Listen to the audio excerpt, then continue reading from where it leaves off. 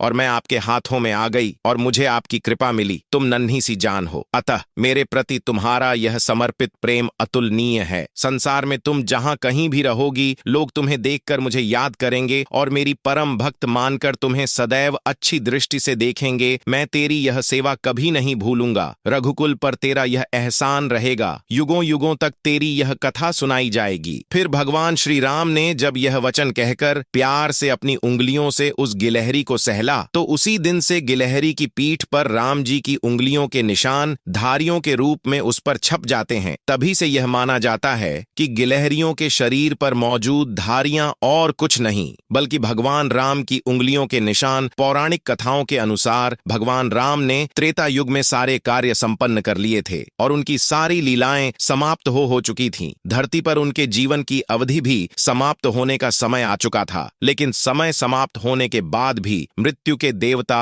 यमराज भगवान राम के समीप उनके प्राण हरने नहीं आ पा रहे थे, क्योंकि रामदूत हनुमान भगवान राम के प्राण रक्षक थे, जो स्वयं महाकाल का एक रूप है। और महाकाल से उनके आराध्य भगवान राम के प्राण छीनने की हिम्मत न तो कि किसी काल में थी और ना ही किसी अन्य देवता में। काल चक्र और समय चक्र को आगे बढ़ाने के लिए भगवान राम की मृत्यु होना जरूरी था। ऐसे में भगवान राम ने एक उपाय निकाला और अपनी एक अंगूठी महल के किसी छेद में गिरा दी और हनुमान जी से बोले, हनुमान, मेरी प्रिय अंगूठी धरती में वहां उस छेद में चली गई है क्या? तुम पाताल लोक से मेरी अंगूठी ढूंढ कर ला सकते हो? प्रभु, बस इतनी सी बात, मैं अभी जाता हूं और शीघ्र ही आपकी अंगूठी लेकर आता हूं। हनुमान जी अंगूठी ढूंढने पाताल लोक में चले गए। वह अंगूठी को पकड़ने जाते और वह और नीचे चली जाती। हनुमान जी पाताल लोक में पहुंचे। वहां वह नागों के राजा नागराज से मिले। नागराज ने उन्हें अंगूठियों से भरा एक कक्ष दिखाया। इस कक्ष में बहुत अंगूठी रखी हुई है। आप प्रभु राम की अंगूठी ढूंढ सकते हैं। यहाँ तो बहुत सी अंगूठियां पड़ी हैं। इनमें से प्रभु राम की कौन सी है, यह मुझे देखना होगा। राम जी की युक्ति काम आ गई। हनुमान जी अंगूठी ढूंढने लगे। इसमें उन्हें काफी समय लग गया। हनुमान जी को अयोध्या में न देखकर यमराज ने अयोध्या में प्रवेश किया और वे एक संत का रूप धारण कर